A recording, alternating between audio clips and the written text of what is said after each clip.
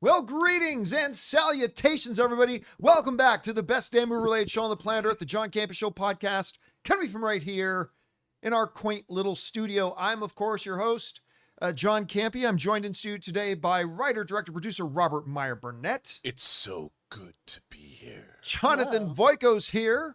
Hey guys, welcome to the show. Chris Carr is here. No one can be mean to me. It's my wedding anniversary. Oh. Everyone has to be nice How to many me. years? 7. Wow. Yeah. Happy Look at anniversary that. to you and Logan. Do you have an itch? I You should wanted have me been to be 8. nice. No itch. No itch. No The itch. 7-year itch? Yeah. Have you seen Logan? Come on. I have an Babe. itch, but I'm getting it What a checked out. dreamboat.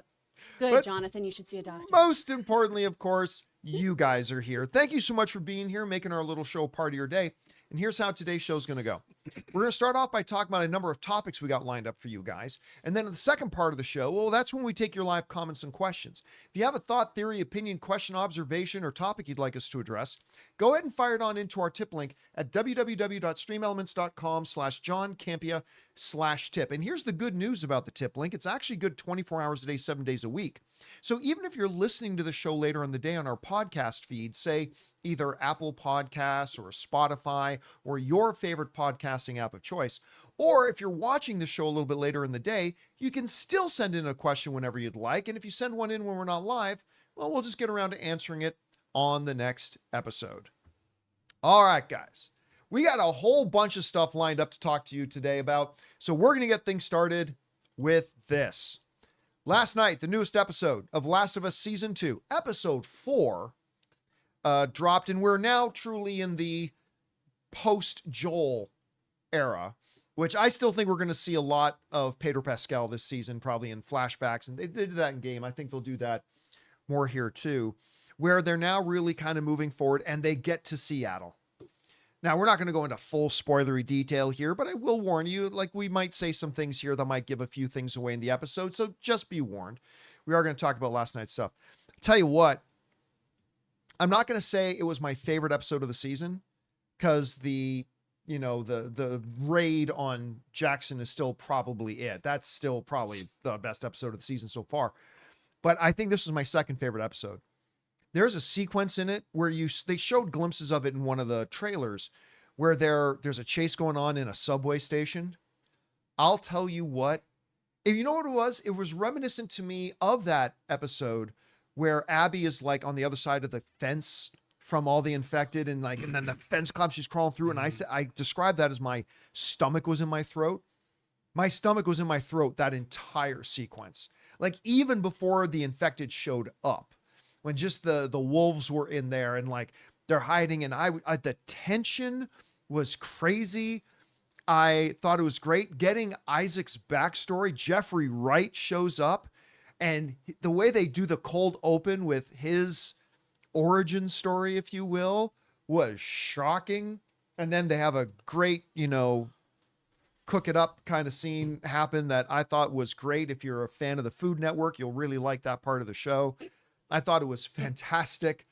Yeah, man, it was sharp stuff. Again, I'm not going to say it was as good as the destruction of Jackson, the attack on Jackson episode, but I thought it was really great. And this show just seems to be picking up momentum now. And again, it's still going to be interesting to see how, like, when Joel dies, a lot of people, much like in the Red Wedding and other shows, said, "Oh, I'm never going to watch a show again." And of course they did keep watching it. A lot of people said they weren't going to watch the show anymore because Joel was gone. It's going to be interesting to see how those ratings, we're probably 3 or 4 weeks away from getting those ratings numbers. But anyway, as far as the episode itself goes, I thought it was really great and I enjoyed it a lot. Anyway, Rob, you had a chance to see the newest episode of Last of Us. What did you think about it? Well, being from Seattle, I think it was nice to know. That's right. I keep thinking about that. When she said the line, "What the hell is wrong with Seattle?" I just thought of you immediately. Well, I thought it's really nice to know that Ellie's probably going to start an 80s cover band, which I thought, was really great. But no, I really liked how they're delving into this universe, and they've done a pretty great job laying down the groundwork for the conflict to come. And, I really liked being in one place, seeing how, I know it's a hometown thing, but seeing how this devastation has affected one urban area and the civilization that has grown up in that urban area since the cordyceps what do you call it, apocalypse. And I think they're doing a good job of explaining Court apocalypse. what's going on. And I think the world that they're displaying, and the horrifying, hanging bodies and blowing people up, and I thought it was really great. But at the core of it was the relationship that these two girls, they never moved away from that. Yeah. And showing that the bond and the friendship that continues to develop. I found it quite moving. And, I'll never listen to Aha again in the same way. Oh, And yeah, I it's in have the lots game, of too. Aha albums. Yeah, Not that was just directed right from the not game. just Scoundrel Days or the first album. I And have there's actually lots an of acoustic version that Aha does that I love of that song. them. It's great. It's the live version. That was a live one too. And can I throw in here, like, Isabella Marcet is kind of slowly taking over the industry right now. She's like the kind of the hot it girl at the moment. But I gotta say that she has no lines of dialogue in that scene until it gets to the very end. Oh, And her performance of just sitting there and reacting to the song, incredible. I was moved. Like, this girl's something special. Like, she's going to be really, really special In the this after business. show, she talked about that and how she was saying, like, we shot that all day, and every time they changed the camera, and she said, I got was being serenaded all day. all day. Yeah, Yeah. and I love that. I mean, and you could see that in her performance. You're right. She's amazing. Anyway, Chris, you had a chance to see the episode last night. What did you think about it? Oh yeah, there's so many great moments of showing, not telling, and Isabella yeah. does such a great job of all of that, of just seeing exactly how much she loves this person. And the writers also, you got to commend them of, hey, in essentially 4 hours, 4 episodes, we've gotten you to understand why this person deeply cares about an incredibly flawed human being who, for the most part, for 4 episodes, we've seen the worst side of. Yeah. And they've done an excellent job of that. This has been such a beautiful, beautiful 4 episodes, despite all the carnage and everything. I kept thinking about you with Seattle, too. I know. I was worried about you the whole time. I'm like, he's going to have such a bad time watching this. But then, like, the cast they've assembled, we were talking before the show started, Josh Peck just showing up Yeah. threw me off, where I was like, what? I'm not calling you a liar, but you ain't a truther. All right. Hi, buddy. What are you doing here? And then Jeffrey Wright, of course, always delivers. And getting that origin story in there, having Alana Ubach in this is so incredible, too. What an incredible actress. I just think this is wonderful, can't miss television that you expect from HBO. And it's bananas to me how good this season has been because of how great season 1 was, too. Yeah. I honestly was kind of expecting a little bit of a drop off here. And I am just so enthralled by what they've been doing. There's a part in it. I'm going to give away a little part, but I have to because it's just it was so powerful to me. Isaac is interrogating. What's the name of the cult? Not the Seraphists, or what were The they? wolves? No, Oh, wait, no, the other ones? Yeah, But it is. It's like it is like the. yeah. I know I'm mispronouncing it, but I'm just going to go with the word Seraphists for whatever. They call them the Scars. but Seraphites. Seraphites, right? Seraphites, yeah. Where Isaac's interrogating a Seraphite, and like the Seraphite says to Isaac, "You will lose." He's like, "Tell me how. We have automatic weapons. You have bolt rifles and bows and arrows." Because every day a wolf leaves and becomes a Seraphite, but no Seraphites ever leave to become wolves. And that moment, the camera that you're talking about, show don't tell, the camera cuts back to Jeffrey Wright. He doesn't have a line of dialogue, just his face. Mm-hmm. And his face says everything. His face says, "You're right." Yeah. And the frustration and it does nothing left but just take it out on the guy. Like, the writing has been so good. That actor who played the Seraphite Oh, was amazing. he was so good. And it made me realize I have a new way to torture people. Just using my cooking implements and heating them up. Oh, Kidding, I don't torture people. But that was an incredible scene. That whole scene, both Yeah. of them acting. I mean, it's got one guy's he's on the ground, he doesn't even move. or how about when, like, Isaac turns around because he's burning him again. He turns around and the guy's already sitting there with his hand out. It was Like, incredible. It was incredible. It's like, "I'm stronger than you."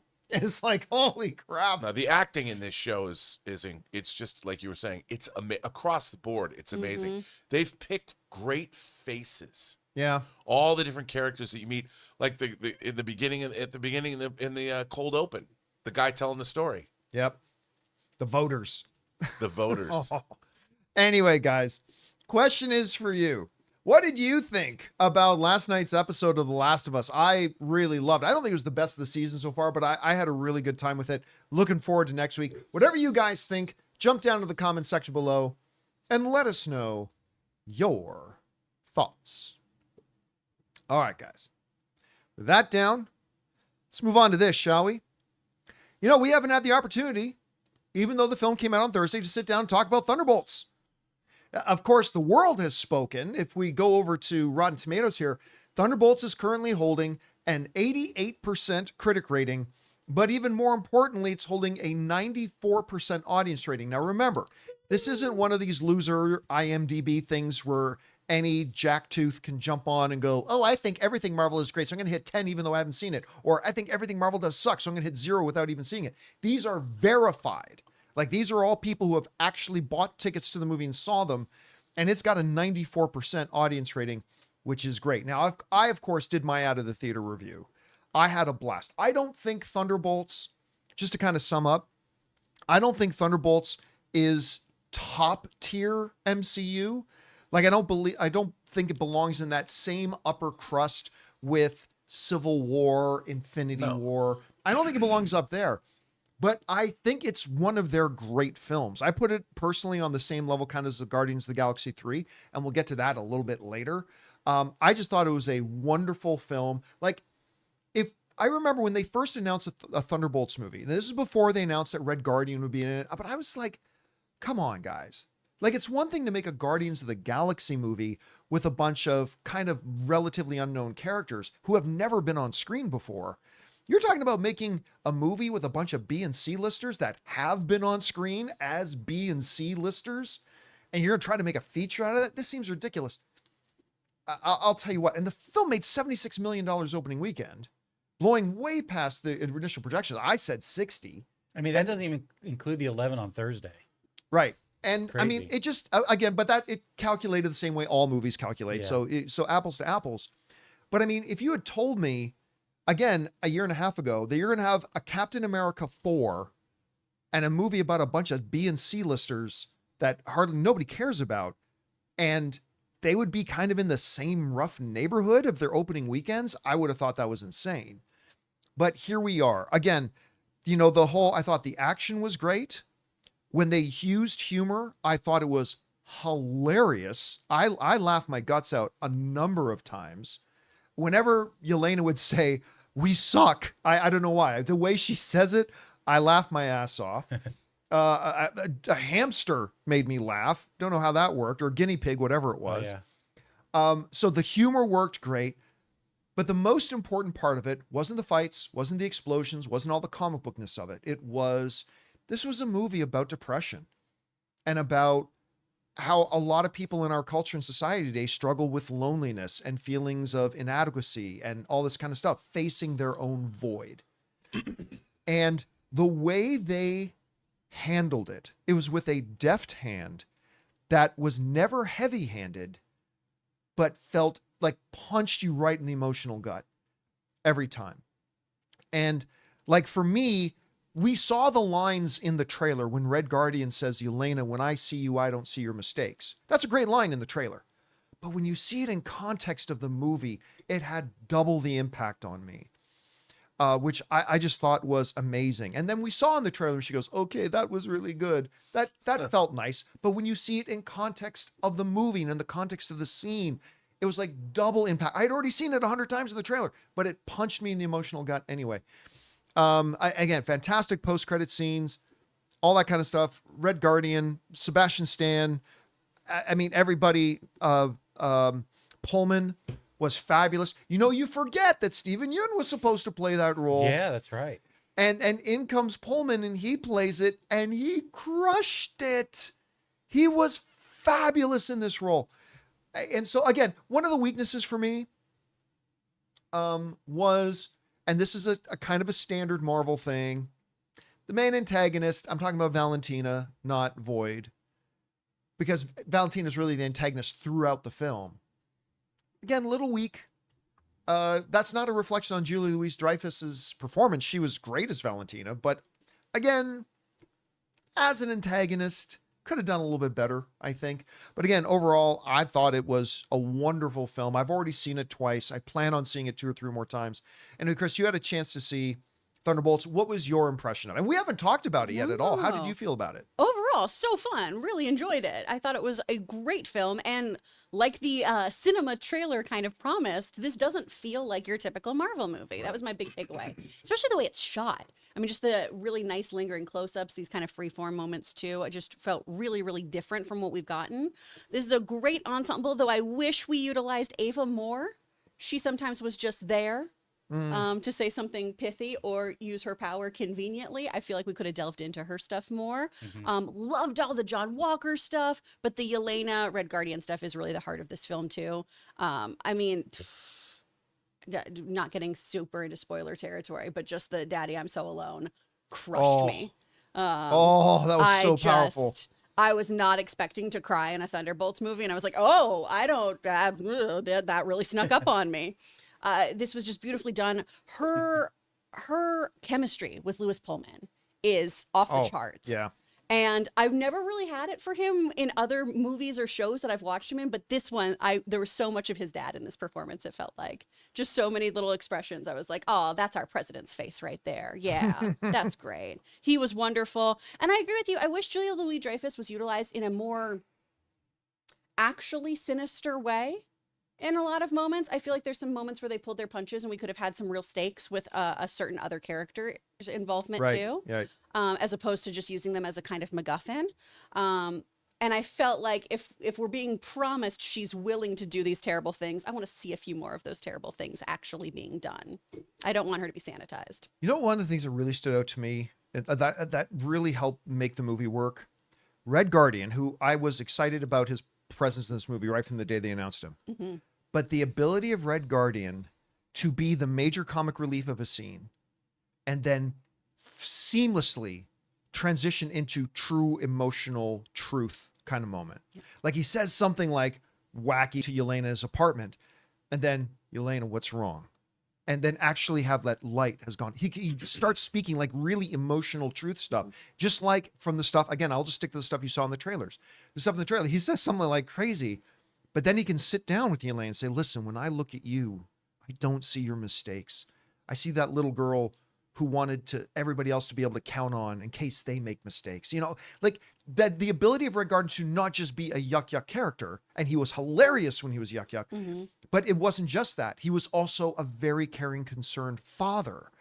And the way he was able to seamlessly go back and forth between those two is, I think, a testament to the writing and a testament to David Harbour for his ability to perform that. Anyway, so that's why that part of it kind of stuck out to me. Anyway, Rob, you had a chance to see Thunderbolts. The only thing that we texted to each other was you texted me, man, those Avengers outfits. It's like, yeah, they were pretty badass. But what did you think about the movie? I have to tell you, when, you know, I'm always looking for, like, I don't have a preconceived notion about how something's going to be before I go see it. I really don't. When the movie opened and you heard Yelena's voiceover and she's telling us, and there's that long extended something sequence, is wrong with me, you know, and then she finally goes, oh, maybe I'm just bored, you know, and I was so involved in the film because that was, I think, a great way to tell us this is a different kind of a film. I appreciated a lot of it was shot practically. There wasn't a lot of green screen set extensions. They did a lot of real practical work, but to me, again, it was a different kind of a movie. I know that there's been a lot of pushback in our movie space online. You've heard a lot of people. I did a show about how much I like this movie, and I thought it was surprisingly emotional. Like, I was not prepared for how immersed in it I was emotionally. Because normally when you're watching a fantasy film, you don't relate yourself to it. And I was thinking, you know, just to my own headspace. So I finished this big project that you're in. I've been working on it for the better part of a year. When you finish a project, it's just over. There's no parade. There's no fanfare. There's no one says anything. You're just not working on it anymore. You finish it, you put it out in the world. You're sitting there wondering, you're twiddling your thumbs going, wow, I've been so creatively immersed for a year in this project. Well, now what do I do? You know, and as soon as Florence Pugh was giving this voiceover and she's kind of going through the motions, and when, like you said, she picked up the gerbil and she kept it with her. Yeah. I mean, at first that was amusing, but then as she's walking out of the building and she still has it, they don't turn it into a joke after that. It doesn't become a punchline. She just has it, and she's taken it out and rescued this Like the people that she's dealing with are less important to her than this damn gerbil, and it meant something. And I'm watching it, and I was completely emotionally in tune with this film. And if you think about it, it's not a big sprawling movie. I mean, a lot of it takes place in basically 3 locations, and it's really about the emotionality of all these characters. And I'm like, you know what? I haven't seen a Marvel movie like this before. I mean, I've had all the world-destroying, apocalyptic, intergalactic whiz-bang. That's great. But this film really, dare I say it, touched me on an emotional level that I was unprepared for. Aw. You know, and I when it was over, I felt fulfilled. And when I saw That's a good way to put it. when I saw Captain Very full, America very filled. Brave New World, yeah. But I saw that I was left sort of empty when it was over. There's a lot of cool. I liked Anthony Mackie in it, but I'm watching the story. The story itself was full of loose ends, and it was not a fulfilling time at the movies. But when Thunderbolts was over and the credits started rolling, I was sitting there going, I just got a full meal. It was a different meal than I expected, and it was a different meal than I think a lot of people might have expected. But I think it was the movie that I needed to see today, now. And it said to me that the Marvel Cinematic Universe does have places to go that they haven't explored yet. And that was kind of uplifting. Let me ask this question, because I was thinking about this the other day, and I was talking about this on the post-game show, which was like a little over 3 hours long, but it's not a surprise. Since Endgame, I've been fairly dissatisfied with the Marvel Cinematic Universe. All of it. Yeah. Not all of it for me, but I mean, like they've had some big wins. Guardians 3. Yeah, they've had some big wins here and there. Some things I've really enjoyed, but for the most part, I've been like kind of dissatisfied with the Marvel Cinematic Universe of late. But when I sat down and thought about it, if you count the movies and the TV shows, for me, 5 out of the last 6 have kind of hit. Because obviously for me, Captain America, Brave New World did not work. That one didn't work. But we had Deadpool and Wolverine. We had Daredevil Born Again. We had Agatha. We had... What's the other one? How far back was Guardians 3? Anyway, so 4 out of the last 5 or 5 out of the last 6 Marvel projects has actually worked. So here's the question. Is Marvel back? And like, I don't feel ready to say, listen, I'll answer that question first. I don't feel ready yet to say Marvel is back. I will say it if they crush it with Fantastic Four. If the next one we get, Fantastic Four, is on the level of Thunderbolts, I will say Marvel is back. I'm not quite there yet, but it's certainly on the right way. Chris, is Marvel back? That's the hard-hitting comments you come here for. It really just kind of depends on what you're into, honestly. I've had a little lackluster feeling about Marvel for a while here, but certain movies have really hit hard for me, so I don't know if it's been a have they ever gone or have things just not been completely to my taste. You know what I mean? Because Guardians 3, freaking love that movie so hard, and great. we'll get into all of this in a little bit. So I feel like they're finding their footing again in a season where they've had quite a few stumbles, but I don't think they fully plummeted. Oh yeah, I don't think. Spider-Man No Way Home. Yeah. Yeah, which I is don't think they incredible. fell through the manhole No, cover or anything. which But I think mean, parts of the internet that get very loud are like, Marvel's lost it. They've totally ruined everything they've built. Go I know. woke, go broke. And But that's I- not what's happened. but I think everybody can agree, and I've said this before. I think everybody can agree that when you look at phases 1, 2, and 3 up to Endgame, maybe them being about here, that however far down you think they've dropped, they have certainly diminished a bit. for sure. So, Rob, what about you? Like when you look at the recent projects we've got, now obviously we didn't like Captain America, Brave New World, but does it look like they're on their way back to their former status? I don't think so yet. But I would say this. You know what I'm missing from the MCU? I'm missing the you of it. Like, this was a solid movie. If there was never another Marvel movie after this, I'd be fine with that. I'm like, okay. The problem is the wider universe was being so carefully constructed in phases 1, 2, and 3. From the end credits where Sam Jackson talks about the Avengers Initiative in Iron Man and how they built out a universe. I feel that what's missing from the Marvel Cinematic Universe is the universe aspects of it.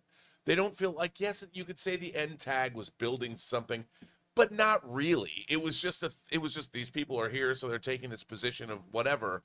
There's no Brave New World had no real impact to me. I mean, it was a globe-spanning movie that felt very small.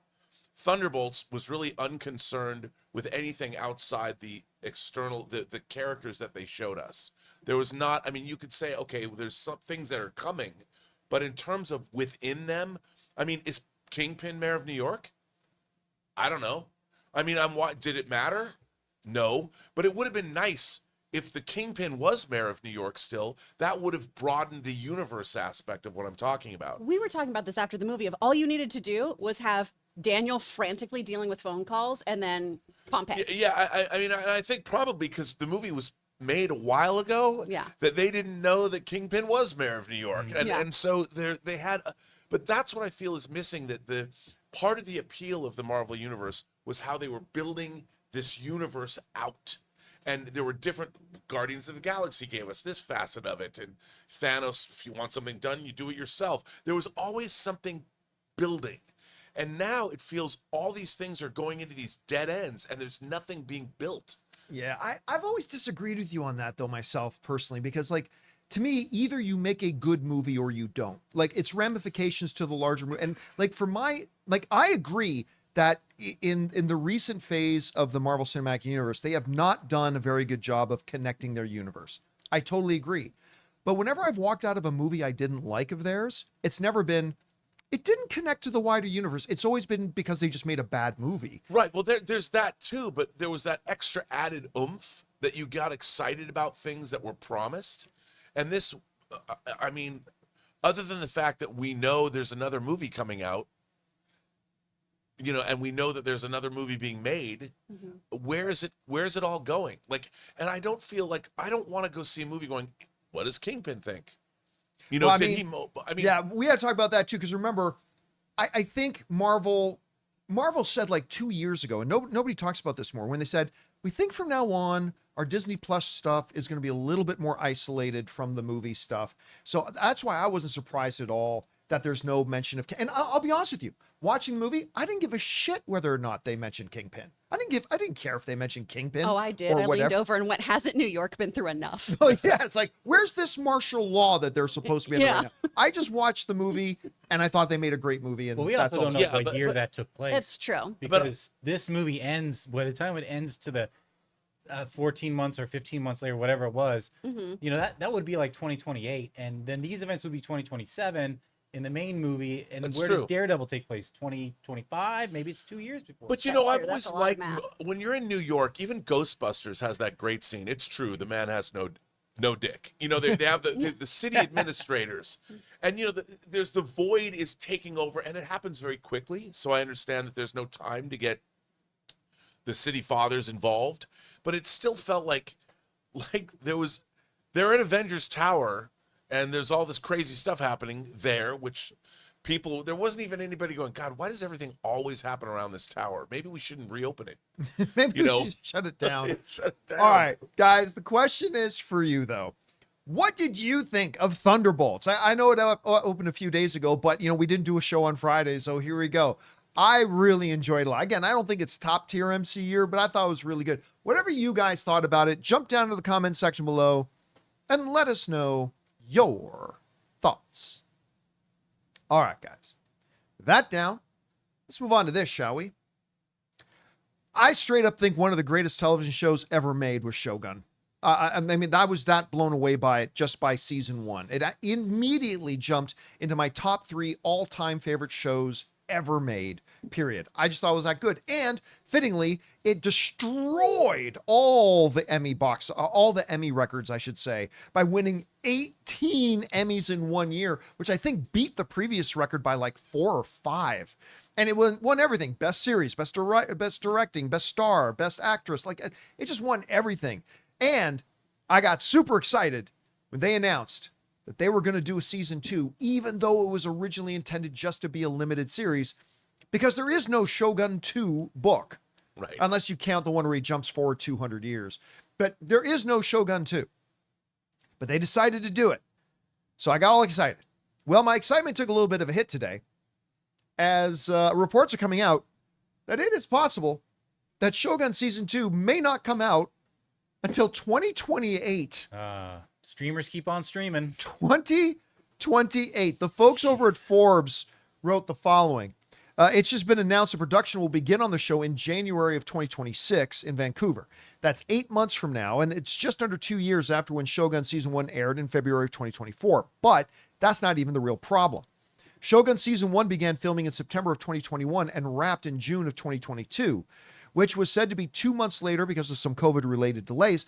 But starting with production, starting in September of 2021 and airing in February 2024, that's a 29-month span. We'll subtract 2 months for the delays, so 27, 2.25 years. Even rounding down to just 2 years, if filming starts in January 2026, that could mean the show does not air until January of 2028. And that would be just under 4 years between the beginning of seasons. All right. You know, I have 2 big problems with streaming television. I love streaming television, don't get me wrong, but I have 2 big problems with it. Number 1, episode counts are pathetic. And we're starting to see streaming shows up their episode counts, which is really good. Well done, The Pit. So we're starting to see that happen a little bit. The other thing is, how come television networks could do 25 episode seasons and have a season out every year, no problem? You do like 4 episodes and we got to wait 3 years in between up. That really drives me crazy. Now, I will say this, though. I will give Shogun a little bit of grace on this. And the reason I'll give them a little bit of a pass on this is because it was never going to have a second season. It was always originally planned to just be a limited series based on the book. And it wasn't until after the awards season that they all went, maybe we should do another one. And that entails from scratch making up. They had no idea they were going to do it. And then all of a sudden, long after the show had been aired, they're like, we need to do another one now.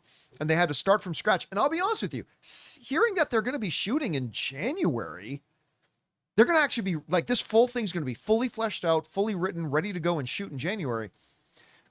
That sounds pretty impressive. Now, hopefully it'll still be maybe mid 2027, late 2027, could be 2028. I don't know. Anyway, Chris, you hear about this. We could be going 4 years between season premieres of 1 and 2. What's your takeaway from this? I mean, that's a lot of time to get it right. You'd hope. That's a really long time. When I first saw this, it was, what is this? House of the Dragon? What are we doing here? But I understand they've had some other things come up with production. The first time they tried to even do season 1, they had so many complications, and they still were able to deliver some of the best television that's ever been made. I mean, they had so many starts and stops with COVID and all kinds of other issues. So I feel like people are still going to wait around for this show. It feels like something worth the wait. And honestly, this extended period of time just kind of gives me a little extra hope that it's, please get it right. Please don't just do it because season 1 was so lauded and swept so many awards. Please give me something excellent to follow up that exquisite first season. And I'm hoping that little cushion of time can give me that. I'm choosing to be optimistic here for once. Rob, what do you make of this? Well, I think that what you just said, I would like to echo my esteemed colleague's sentiments. Thank you. They have to write a great series. And the fact that they don't have a book to work from, I think the writing staff is making... Look, this first season of Shogun, it was announced, it took a long time to get made, as you just pointed out. So it's not surprising to me that they're not going to move forward with this. They've now got almost a year before they're starting to shoot. I think that's a great thing for this show because it's tough. This is not an easy show to do, and you're talking about it's a big, sprawling, epic narrative, and I think it makes sense. And look, it's not like we're assuming we're still around. It's not like we're not going to watch it in 2028. You know, it's not like it's. I'm not waiting for some cliffhanger to be paid off. You know, there's a huge time jump here. It's just, I look at it like making a Star Wars movie. 3 years between Star Wars movies is what it used to be when George Lucas made them. It was 3 years between Phantom Menace to get to Attack of the Clones, to get to Revenge of the Sith, just like it was in the original trilogy. So it's like that. 3 years. As long as it's good. All right, guys, question is for you. What do you think about this? We may not be getting the return of one of the greatest television shows ever made, Shogun, until maybe 2028. Is it understandable given the unique circumstances, or is that still just too damn long? Whatever you guys think, jump down to the comments section below and let us know your thoughts.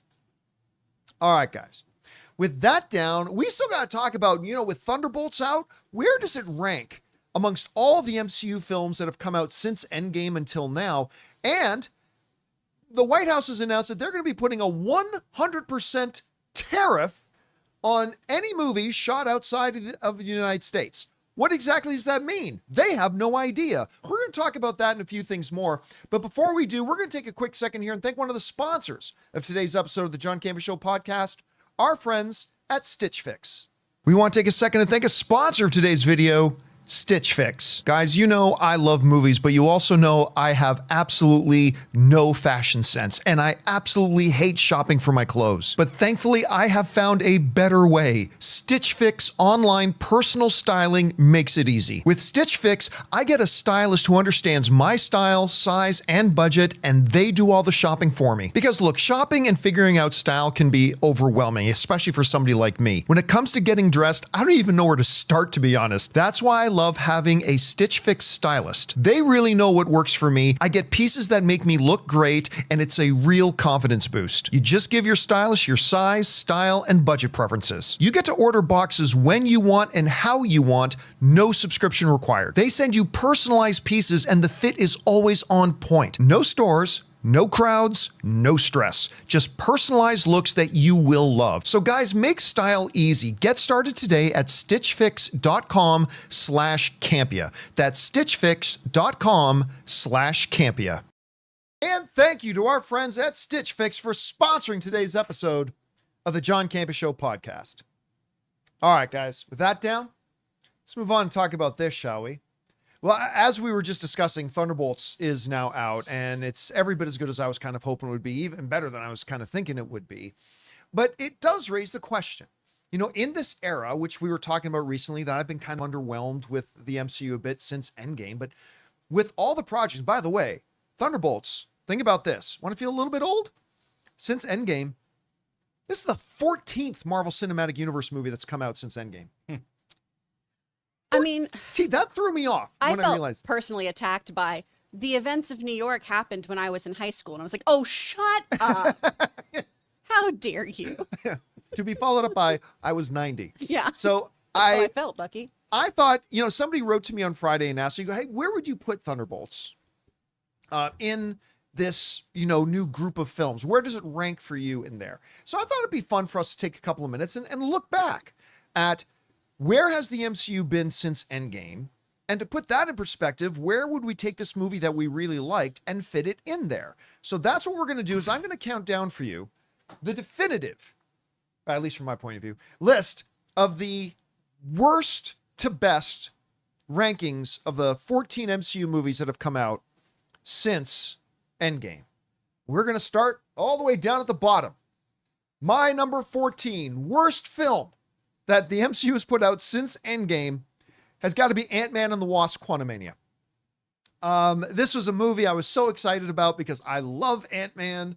I really like the first two movies, particularly the first one. Yeah, Jonathan Majors going to be Big Kang, and what an utter disappointment that film was. So my worst one, number 14, is Ant-Man and the Wasp: Quantumania. At number 13, not a total disaster of a movie, but one I felt very unsatisfied with, which was Black Panther: Wakanda Forever. Now, listen, understandably though, you got to give him a bit of a pass, especially Ryan Coogler on that, because this film was made under an impossible set of circumstances. Absolutely. I don't know anybody that could have stepped in and done a better job, but the end result was still the end result. I thought it was a pretty underwhelming movie and a big step down from the original Black Panther, which was magnificent. At number 12, Captain America: Brave New World. It had some things going for it. It did.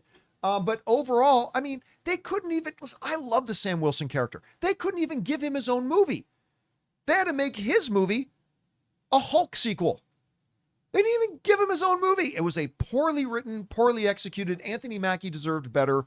And so I've got Captain America: Brave New World down at number 12. At number 11, Black Widow. Just a movie. Now, some big highlights. Again, David Harbour is Red Guardian. We did get introduced to Yelena in it. There were some good things about it, but overall, a pretty underwhelming movie that, quite frankly, sometimes I even forget existed. At number 10, Thor, Love and Thunder. A movie that took all the great things about Thor Ragnarok and took the wrong lessons from it. Whereas Thor Ragnarok had a perfect symmetry and balance between the hilarious and ridiculous and the serious and heavy, Thor Love and Thunder just swung the pendulum way too far to the silly side. Hey, listen, I'm not going to lie. There are still parts in it that I laughed my ass off. There absolutely are some moments that did that. But overall, it took the great balance of Ragnarok and completely unbalanced it. So I'm going to say at number 10 is Thor Love and Thunder. At number 9, The Marvels. It was a tall order. I mean, this felt more like it should have been a Netflix series, not a Netflix series, a Disney Plus series, to be honest with you.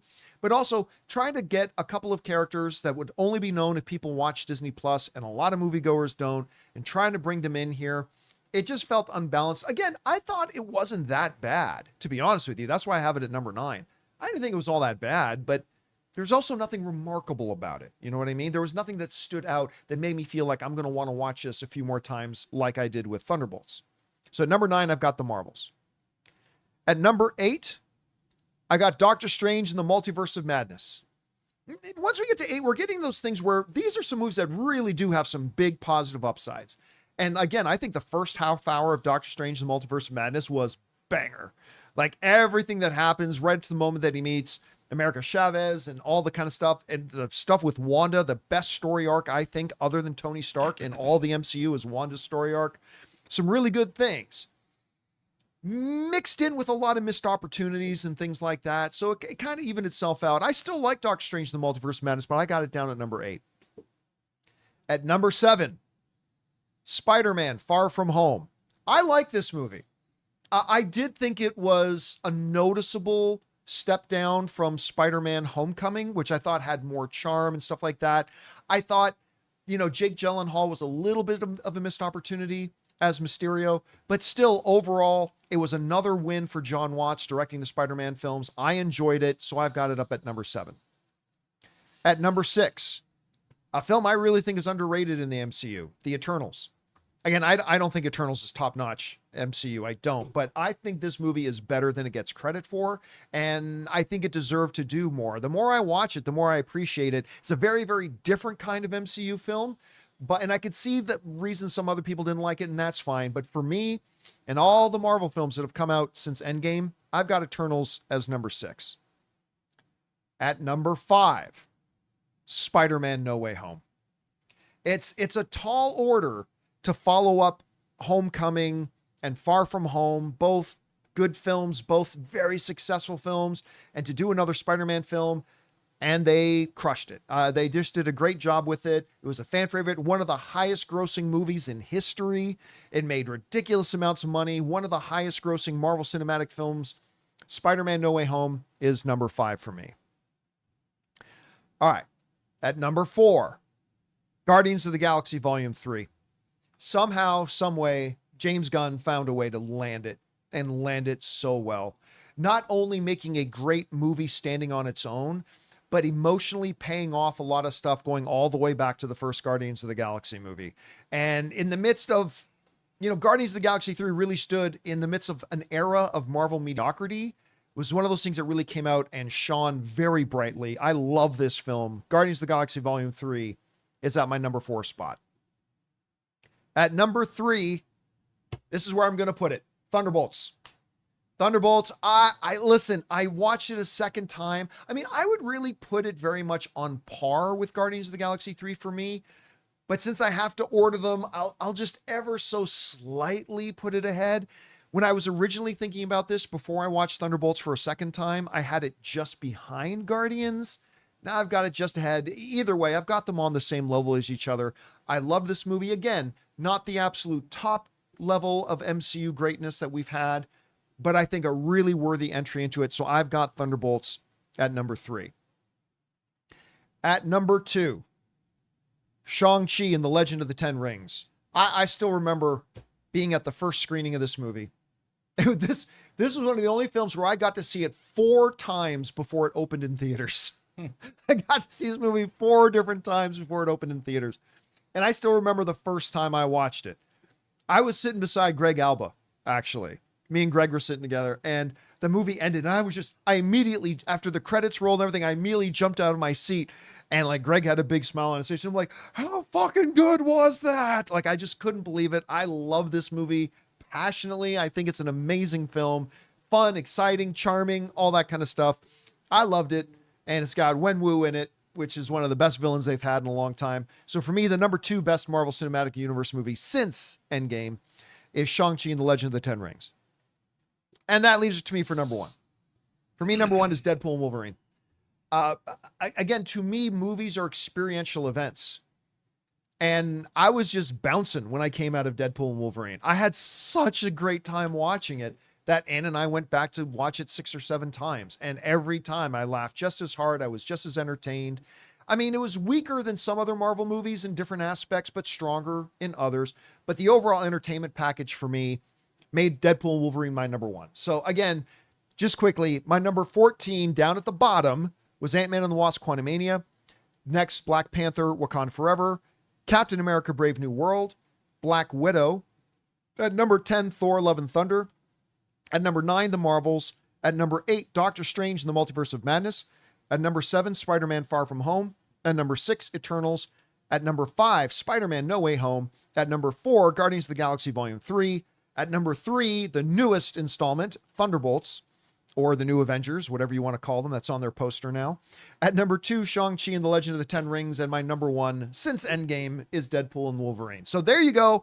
That's my list. Chris, how would yours look? Similar, different than mine? How would you look at these 14 films since Endgame? A little different. So at the very end, same thing. The one that I like the least is Ant-Man and the Wasp: Quantumania. Not a big fan of that. That is my 14. It's just too volume. It's too meaningless, ultimately. Yeah. It's not a fun time. Right. And that's just my opinion, because you guys also know I'm not a big fan of ranking things because everything's so subjective that I'm always like, It's true. This is not how my rank brain something works. completely differently next week. Exactly. Right? 100%. Mood comes in. How angry am I? Then I would go Thor: Love and Thunder. I was not a big fan of that. I love the Gore character. And this is something Jonathan and I had talked about a lot, is I had such crazy expectations for what Gore was going to be like. So that was me letting myself down a little bit, but also. But he was also underutilized. That movie let me down a lot. Yeah, way too. underutilized. Yeah. And when you have, I mean, come on, with that level of talent too, give me something juicy there. Then for me, probably Captain America: Brave New World. Again, I don't think this is necessarily a bad movie. It's just, it could have been a much better one. There were much more interesting threads to pull than trying to circle back to the Hulk.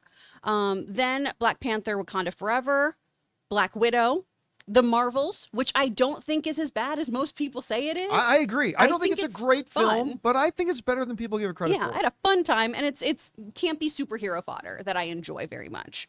Then The Eternals, which again, I don't think is as bad as people say it is. I think it asks a lot of interesting moral questions and lives in a really fun, gray, ambiguous space that I think we are so used to the dichotomy of good and evil that it was really great to have something that explored that. Doctor Strange and the Multiverse of Madness next. Deadpool and Wolverine, even though it's really fun, it's also fairly inconsequential. I had a good time, but it wasn't telling me greater things for the most part. Then I would go with Shang-Chi and the Legend of the Ten Rings. My number 4 would be Thunderbolts. 3 and 2 are going to be my Spider-Man movies because I'm a Spider-Man girly. Spider-Man: Homecoming, and then Far From Home I think is more enjoyable.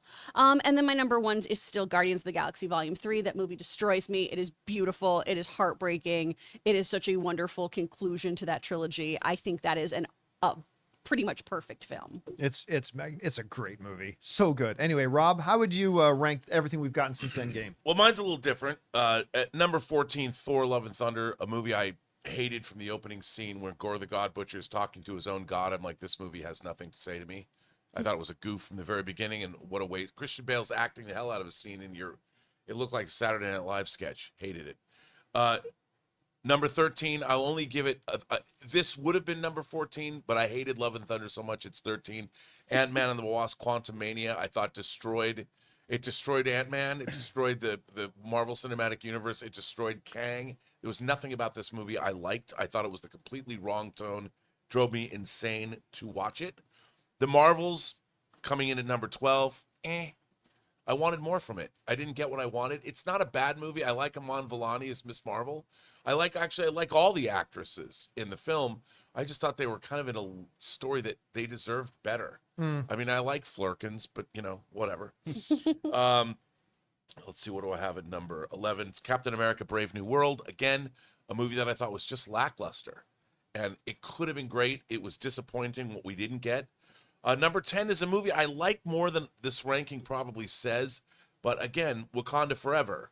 Number 10 for me. I liked Wakanda Forever. But I just think it was handicapped by the tragedy of what we're watching. And I don't think the movie overcame that. But what was there was really interesting. I was completely enthralled by the world building and what we were given. I just wanted more from it. If that makes any sense at all. Number 9, Deadpool and Wolverine. Again, I wanted it to be Days of Future Past meets Deadpool. And I wanted more gravitas. I had fun watching it. It was a romp. I laughed my ass off. I loved seeing all the characters, but I wanted more out of it. I wanted, everything was a goof.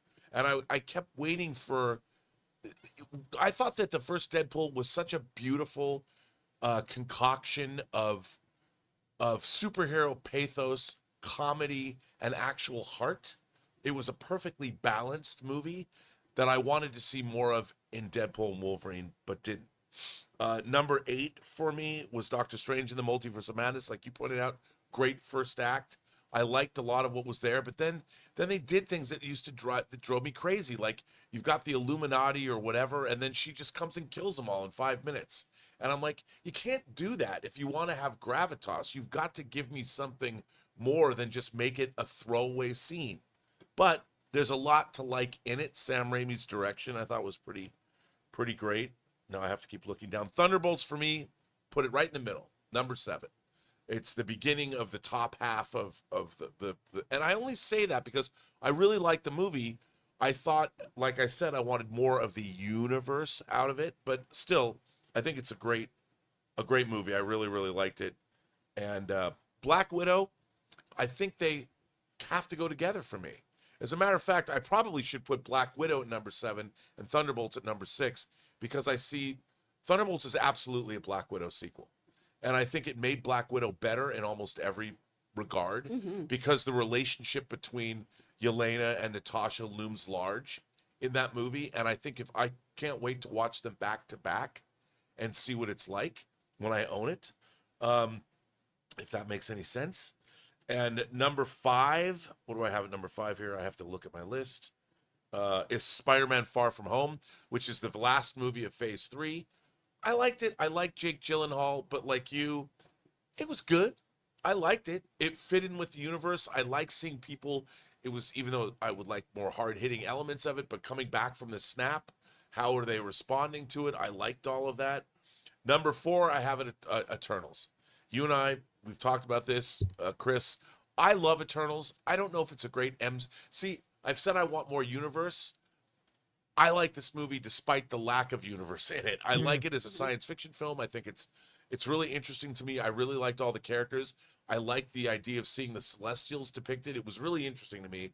I just didn't like the deviants. I thought it was kind of lame and small-minded because it didn't connect to the larger MCU. But it was the first appearance of Blade. I know, right? And the only appearance of Blade. It wasn't even an appearance. It was just his voice. Totally. Number 3 is Shang-Chi, a movie that we both love. Number 2, Guardians of the Galaxy 3. And I'm going to say Spider-Man No Way Home as number 1 only because I can't believe that movie exists. And it's as entertaining as it is. I thought that was such a monstrously huge swing, and it was an epic win, and I honestly can't believe it existed.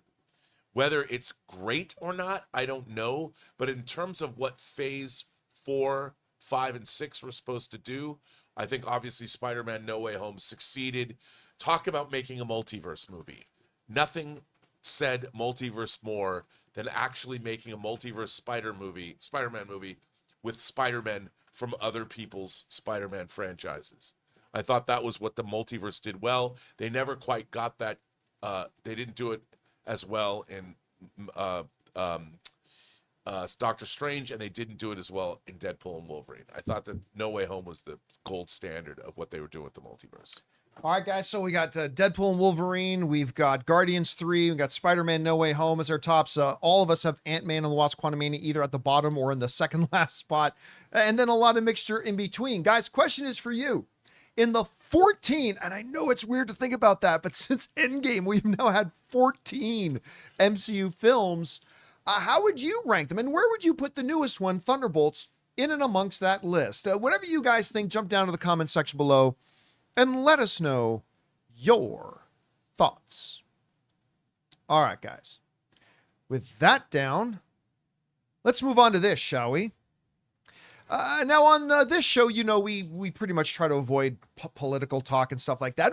But every once in a while, the world of politics uninvitedly butts itself into the conversation of entertainment and movies. And such was the case that happened the other day. As American President Donald Trump has announced on his social media, as he often does, because that's how a president should act, by announcing global kind of policy stuff on Dumblefuck social media. But he announced on social media that they were going to be implementing as according to Variety, a 100% tariffs on films produced outside of the U.S., saying that the movie industry in the United States is dying. All right. I think as we kind of circle around and talk about this is clearly a movie industry, a movie industry and a movie topic about the movie industry. There's something before we get into any discussion that has to be acknowledged right up front. And we will jump over to the Campea classroom to discuss about it. And the very first thing that we have to acknowledge is this. We first must acknowledge that there is a problem. There is. Production in the U.S. has gone down 40% since the Hollywood strikes ended. Think about that. So, as President Trump is pointing out, hey, there's a problem over here. We all have to acknowledge that that's 100% true.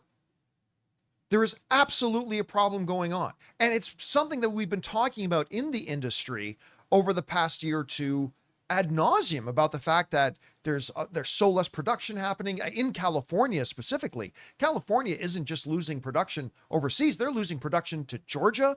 They're losing production to Louisiana. They're losing production to New York, obviously to other countries around the world as well. Canada and what we were talking about, Shogun, that shoots up in Canada, by the way. And it's gone down by 40%. And people need to come up with answers about how do we address this? How do we fix this? And the president here is not wrong in pointing out that this is an issue and this is a problem. The thing is, in addressing the question about studios and everything producing movies and shooting movies or doing post-production on movies outside of the country, how do we bring that production back to our local shores? Well, here's the thing. There are going to be two competing different philosophies. Go back over to the thing here. There are two opposing philosophies that you're going to have to approach when talking about the issue about how do we solve this issue, right? There's a problem. How do we solve it? And there's one of two philosophies you need to address or you need to adopt. One, we call the carrot. That they need to leverage American resourcefulness and ingenuity to entice production back to the U.S., showing that we can compete and succeed and offer better opportunities and better environments for film production here than elsewhere. In other words, incentives, right? The one philosophy you can adopt into how do we bring everything back is to say, hey, this is a global marketplace now, and we're better than everybody else. We can compete. And we can make it attractive and we can make it better for the film industry. How? We need to figure it out. We need to discuss. But we should adopt the philosophy of the carrot. Let's entice them, make production want to come back and shoot in California, in New York, in the United States. That's the one philosophy you can adopt. However, the US government seems to be wanting to adopt the second alternative for how to get production back. And that second philosophy is what we call the stick. Let's punish those who produce outside of the US with financial penalties so extreme it will choke off creative options and create an environment so financially restrictive that it strips any options away from the producers. In other words, tariffs. So you have one of two approaches you can take to the problem, because we all acknowledge there's a problem. Production 40% down just since the strikes ended. What philosophy do we want to employ? Do we want to entice production and make it better for production to take place here? Or do we want to try to be more heavy-handed and punish people who shoot movies outside of the US and make that the incentive? Or a mixture of the two. But those are the two philosophies that you got to try to decide to come to. Now, before we talk about everything being the mess, we got to say this. Proper leadership moves mean that when you announce a change, you announce a change and everything that it means. That's a proper leadership move. I want to give you an example. Remember back in February, and this is in Variety, AMC, now I don't think AMC has very good leadership, but they made a really good leadership move. Remember AMC announced back in February that they were going to be raising the prices of A-List. But what AMC did not do was just throw out on some tweet saying, we're raising prices in A-List. See ya, everybody. And leave everybody to wonder, what does that mean? Is A-List going up to $50 a month? Am I going to lose out on the amount of movies I get to go see? Am I not going to be able to use A-List? What does it mean that you're raising prices? No. When AMC announced that they were, and you'll see how this all connects in a second, but when AMC announced that they were raising prices on A-List, they laid out all the information. It said, number one, if you live in New York and California, your price is going up $3 from $24.99 to $27.99. If you live anywhere else in the US, your price is going up to this and this only. And it means that you're, instead of just seeing one movie or 3 movies per week, you're now going to be able to see 4 movies per week. For the extra $3, if you live in California and New York, instead of seeing 12 movies a month, you're going to get to now see 16 movies a month. 4 more movies a month for $3 more. The point is, if you're competent leadership, then when you come out and make an announcement like this, you give the details. You let people know what is they can expect and what is coming. The absence of information leads to chaos and confusion. And instead of coming out and saying, hey, we're looking at doing tariffs on movies, what does that look like? Don't worry about it. Don't worry about it. So it leaves us to ask the question of who is getting tariffed? Who's getting tariffed? Who's going to be the target of this 100% tariff? Because they didn't explain who. And there's several options of who it could be. A, it could be foreign films like RRR, Godzilla -1, Parasite, The Grudge, Ju-On, like whatever else. You mentioned Amelie a little bit earlier. Amelie. Does this mean that we're not going to get to have some of these great global cinematic experiences here because we're going to make it cost prohibitive? Is that who you're talking about? Or B, are we talking about Hollywood, back over to the classroom, are we talking about Hollywood films shot entirely overseas? Like maybe they're not talking about foreign produced films, but Hollywood films that have the audacity to shoot in other locations. Movies like Harry Potter aren't shot in America. James Bond films, for the most part, are not shot in America. Is that who they're talking about? We don't know, because they decided not to tell us.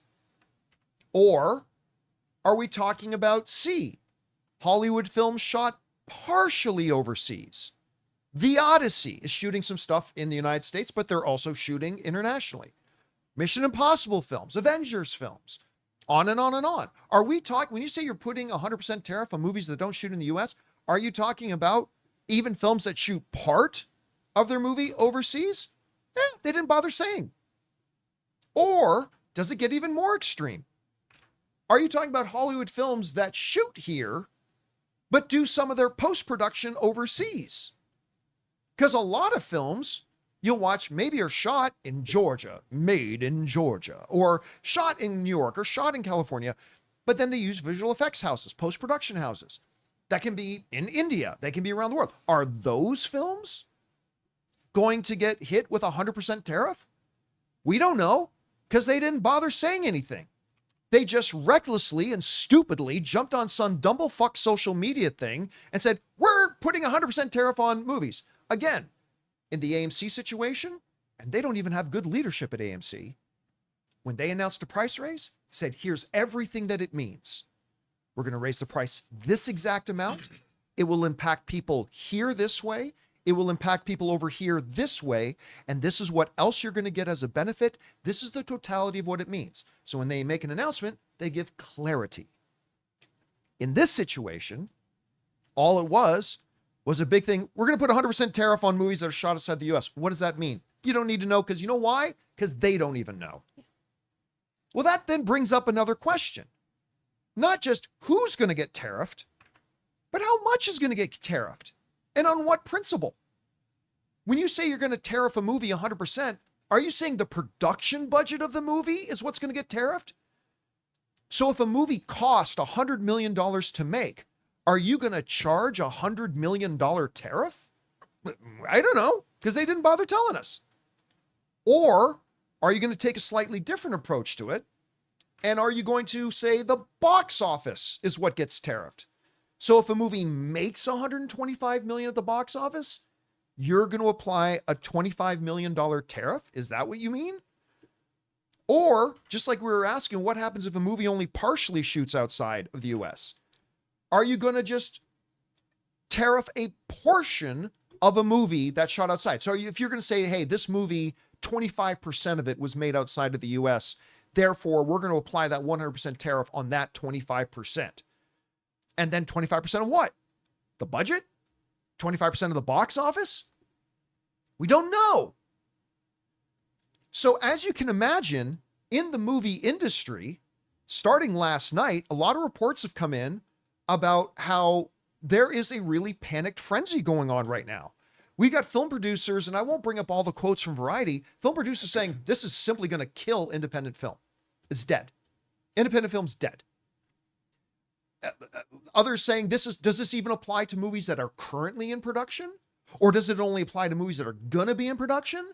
And speaking of Amelie, does it apply to films that have already been made? Am I going to have to pay $50 to rent and download and stream Amelie now because you're applying 100% tariff on it? Don't know. Because they didn't have the foresight or the basic fucking intelligence to tell people remotely what it means. He just walked into a room, farted, and walked out. Yep. So now, That's here's pretty what... accurate. Well, that's what happened. Now, here's the thing that I don't hear a lot of people talking about, which is what are the potential negative ramifications of this whole thing?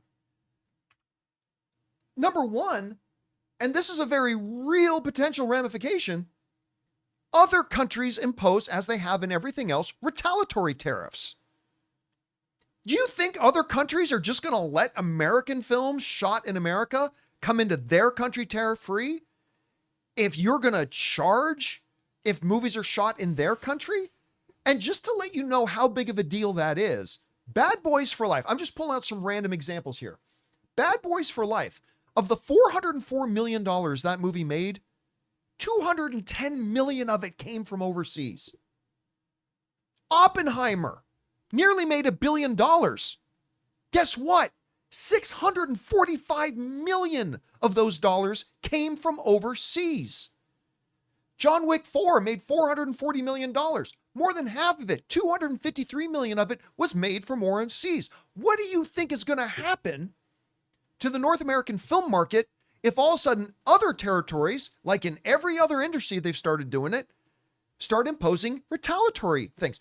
Countries like China, like India, like France, they're all been trying to push like more isolationist cinema anyway. They're just going to abandon the American film market at some point. Again, that's not necessarily what exactly will happen, but that's the potential of something like that happening. Retaliatory tariffs could be crippling to the movie industry. Another potential downside of this is Hollywood will reduce production. Listen, if without incentives and without a carrot and without partnership to say, hey, let's make a better environment for shooting here in the US, and instead opting for a stick saying we're going to punish you if you don't, we're talking about a film industry now facing much higher costs to make their films. And if they have to raise their costs, guess what's going to happen? They're going to make less.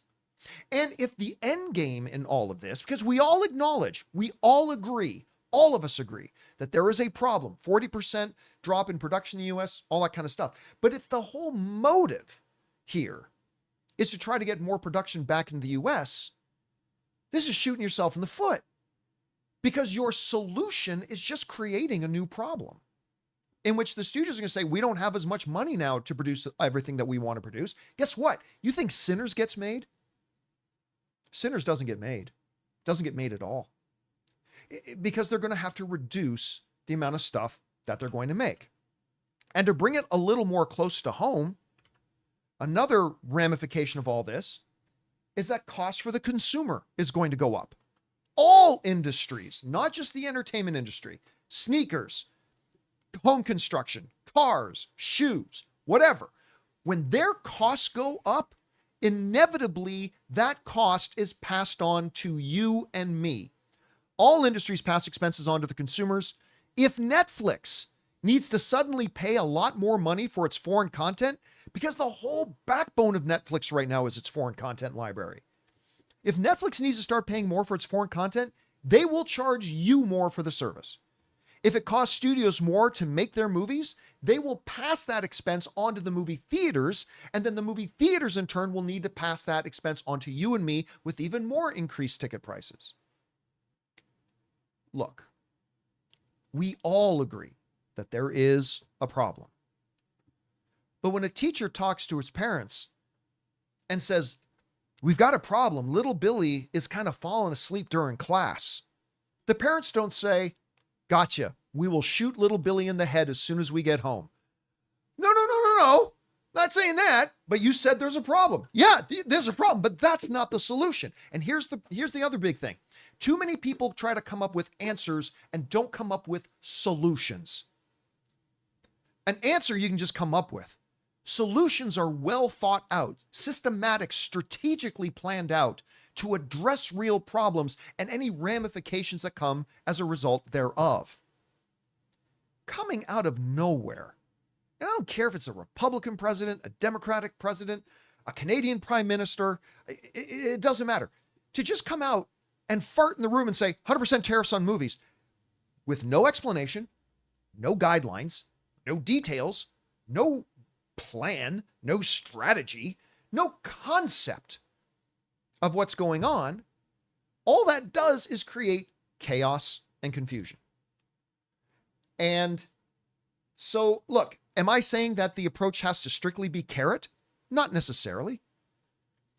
Maybe there does need to be a little bit of stick in there too. But this whole thing is just a garbage mess. And again, like a lot of things that happen in our world today, just kind of shit out on the ground, not really planning about who's going to clean it up.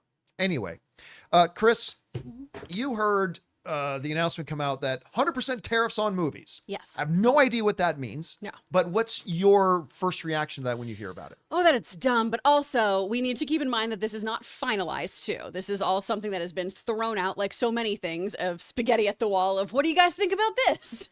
And supposedly this comes from the brain of John Voight, who is supposed to be helping make Hollywood great again or whatever they're doing. I don't think this is a good idea, mostly because of what you've just talked about. What does that even mean? Marvel just moved almost all of its servers to London, right? They are making movies in London. They are not making movies here. All right. I have this on very, very good authority from the people who installed these things.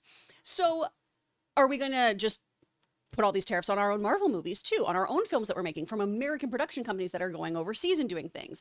Is it just post-production? Is it if you're entirely producing something overseas? Is it like Tango Shalom, where you are not going to be able to make this movie that the Pope himself loved because it's impossible to make something like that? Now, I do want to just say too, going back to the carrot idea of all of this, there needs to be incentives for people to make films. And that's something that I'm just wanting to try to talk about this in the most positive way I can, because that's the stuff I know more about than how to solve things politically or do that kind of thing. I know the Stay in LA campaign is working really, really hard to try to yes and the incentives that people are proposing here in California. So I'm just going to read a little bit of data. According to California Productions Coalition, the average location shoot adds $670,000 and 115 jobs a day to our local economy here. All right. So each dollar spent on incentivizing production to stay in California creates 24.4 in new economic activity across all local businesses, $8.6 in wages increasing in labor income, and $16.4 increases in your general dollar spent. So that's little numbers spread over 1,500 people, 2,000 people, 3,000 people, who all then spend their hard-earned American money back here in the States. When you are continually taking your labor forces and sweeping them at the knee, right? You are crushing your own economy. California is not a state filled with like the Hollywood elite, as people would like to say. Most of these kinds of tariffs are going to affect the three of us tremendously back here who work in production, who are journeyman actors or work on union productions or doing VFX and behind the scenes people. Taking away movies and movie production and making penalties for working on these kinds of things, whether it be overseas, whether it is doing things with studios across the pond, that sort of thing, only hurts this industry further. It's just continuing the cycle of having the Hollywood industry absolutely cannibalize itself until we're only going to be making very specific types of films that are going to be very specifically greenlit by very specific types of people. I don't want my art to have that kind of thing. The exciting thing about art is that you are hearing from all kinds of different voices. You are learning about all different kinds of cultures and people and everything. And you, the consumer, can always choose whether or not you consume that media. But you should absolutely have the ability to ingest it.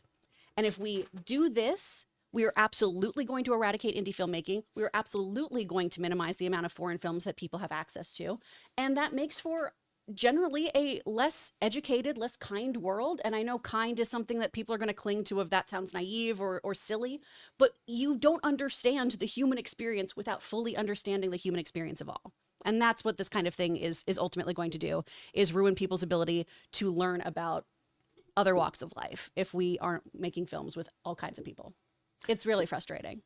Rob, you saw the stories and you read the details in it in there. What's your reaction to this? Well, first of all, movies are one of our great exports. We do not have a trade deficit when it comes to our entertainment. As a matter of fact, we're making a lot more money exporting our entertainment than we have coming back. 3 times as much. So that's something, first of all, our industry in the United States is doing very, very well. And the whole thing about tariffs is you're supposed to create more parity in terms with other countries. We're already winning that war. So to put tariffs on our motion pictures is a strange thing. I understand that we're all Democrats that are making movies and we're all those leftist elites. So there's a political issue there too.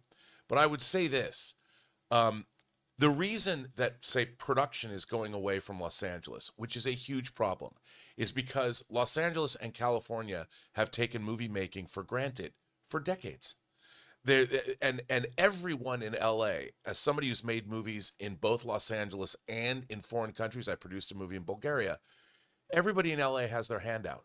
It is incredibly expensive to shoot films in Los Angeles. Mm-hmm. Everything from permitting to how many cops you have to have on the streets. Everybody has got their hand out, and no one is subsidizing productions. And if you do want to get a subsidized production, it's the studios that get those subsidies anyway. There's nobody out there trying to foster independent filmmaking to make it or incentivize it for young upcoming filmmakers with a couple of $1 million to make a movie. When I started in this business, New Line was shooting films for $3 million here in Los Angeles. You cannot do that anymore. We have priced ourselves out of competitiveness, and the way to bring it back is through tax credits, is through making sure that there's not so much red tape, making production affordable here in Los Angeles. I mean, people are talking about LA being Detroit, which is very true because like Chris pointed out, it's every other business is impacted.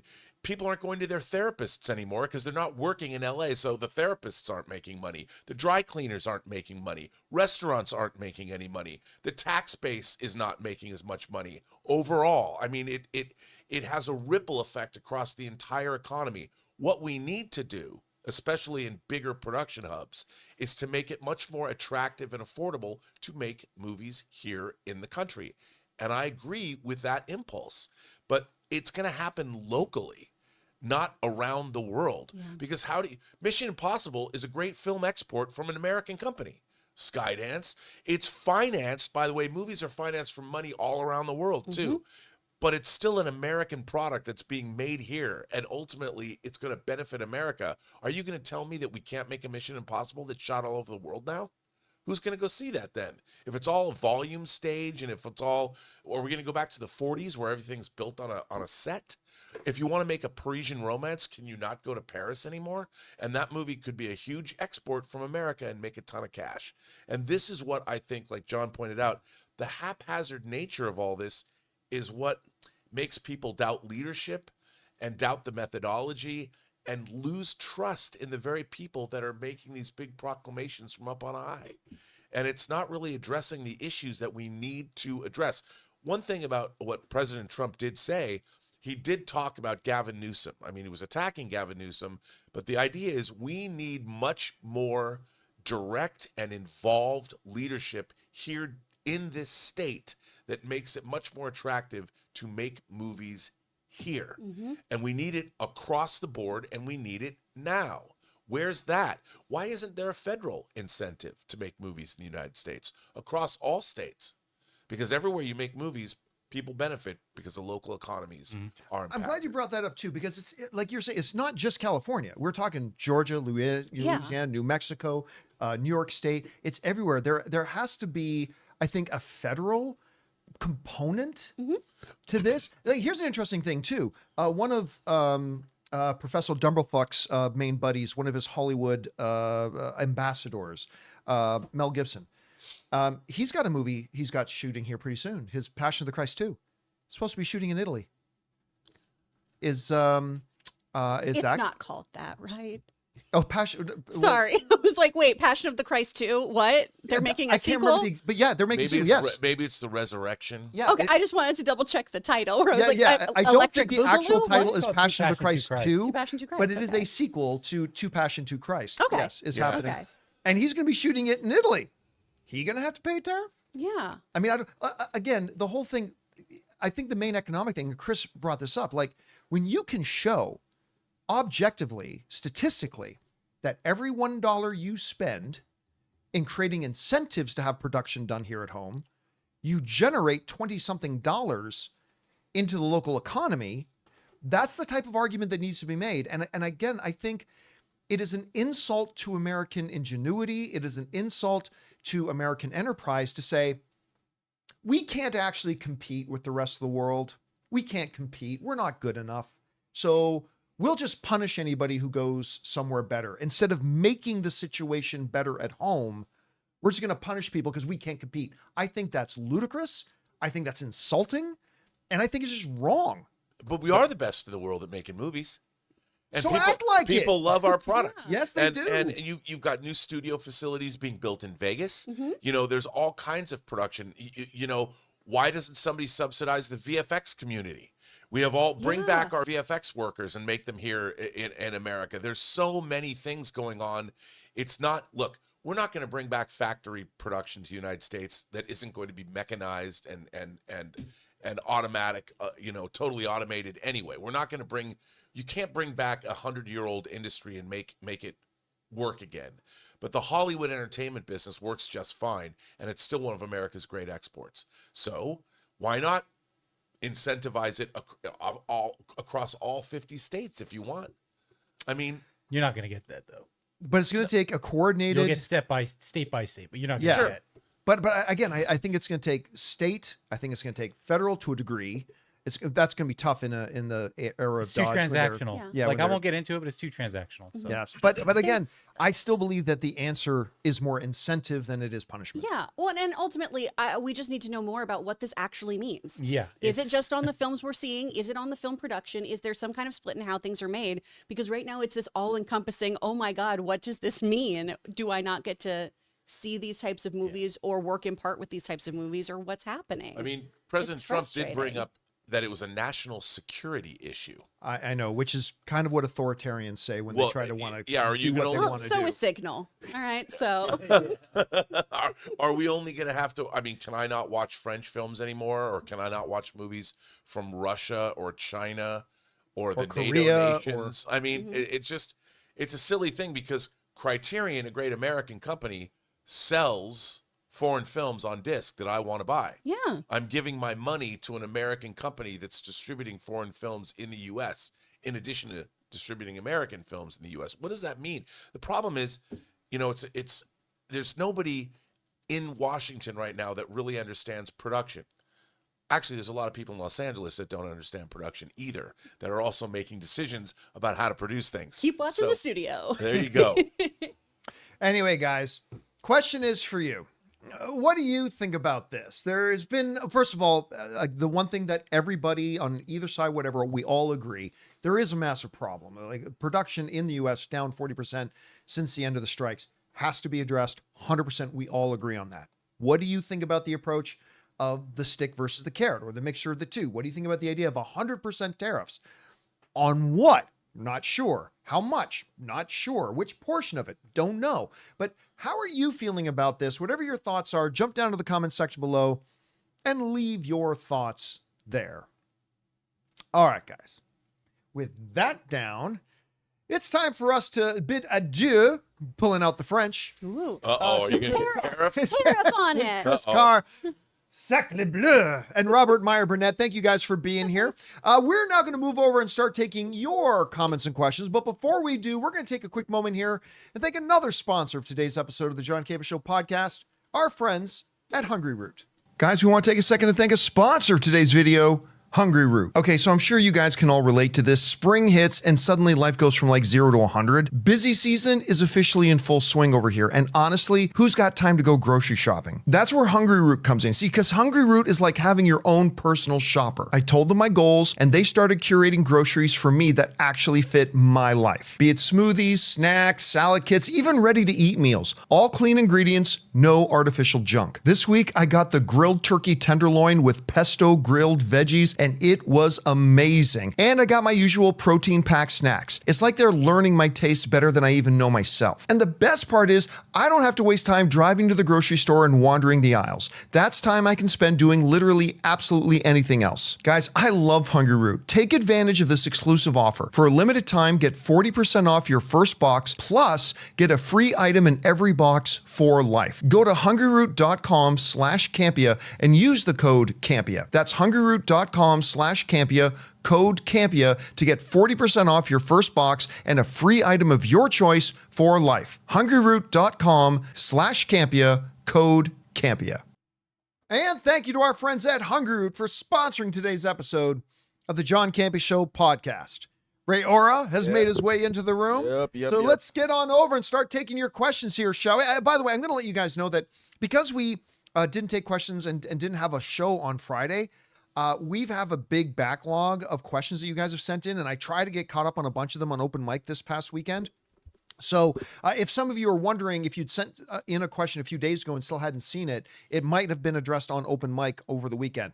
But we are probably not going to get through all the questions today. But if you sent one in, you don't see it get answered here, just hang tight tomorrow. We'll try to get all caught up on the rest of it tomorrow. But we'll get through as many as we can here today. So Jonathan, what we got up first? Stubble McShave says, first of all, happy birthday to Rob. Then he says, do you think Avatar 3 will make more money at the box office than all MCU movies in 2025? Yeah, the only question, because the two we've got coming, obviously Thunderbolts, and then we got Fantastic Four. I don't believe either of those. I've said this the whole time. Neither of those are billion-dollar films. And the only question about Avatar is whether or not it's going to be a $2 billion film. Like, there's no question Avatar easily in its sleep is going to sleepwalk across the $1 billion mark. That's not even a question. The question will be two. So yes, Avatar will be the #1 grossing film of the year. I have no doubt about it. The last one's 2.3. That's immense. Yeah, just crazy. All right, what's next? Team Gorilla says, John, someone needs to make a mockumentary about the recruitment of 100 men versus the gorilla. Oh, Have you seen that? I can't believe, like, I first heard about that a while ago. I was like, oh, that's interesting. I can't believe it's taken on such a life. I know. I don't know. It's like, it's just so stupid. Yeah. The whole thing is just so dumb. All right, what's next? Sino says, no spoilers, but Thunderbolts was great. Not what I was expecting, though I was not prepared for the second half. It felt pretty spot on for me. Made me feel things I haven't in a long time. The show has been my Thunderbolts since 2020. Thank you. Oh, thank you so much for that. And yeah, that's the thing that, I mean, all the comic book movies, you can have your action scenes, stuff like that, but to bring something unique and to bring actual emotional heft. And that's what Thunderbolts does. Like, I was like a year ago, I was expecting a fun, funny movie, and that's great. If you can give me that and entertain me, awesome. But it gave so much more than that, and that's one of the things I really love about the film. All right, what's next? Willis says, hi, John and team. What has been your most memorable, pivotal cinematic experience? It doesn't necessarily have to be the most enjoyable, but for you, the most important. I would love to hear stories from all the team.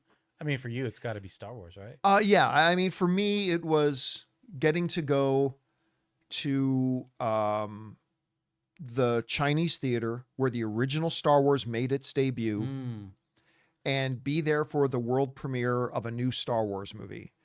And like sitting just a few rows behind George Lucas and Steven Spielberg, sitting in the aisle with, why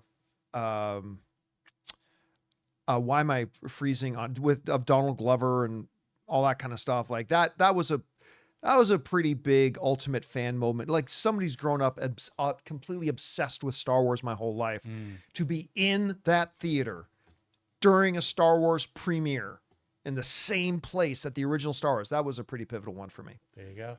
All right, what's next? Willis says, hi, team. Oh, no, sorry. That's sometimes they double up. Let's see. What has been? Oh, man, this tripled up. Here we go. Alazem says, no spoilers, but the mental health aspect of Thunderbolts has me in tears and affected me on a very deep and emotional level. Made me cry even after the movie ended. I never expected this from an MCU movie. What did you think of it? I know some people didn't like it or felt it wasn't their cup of tea or corny, but to me, it felt like a very fresh and much needed take for anyone who struggles with something similar, which is why it's among my top MCU movies for sure. Oh, which is why. Yeah.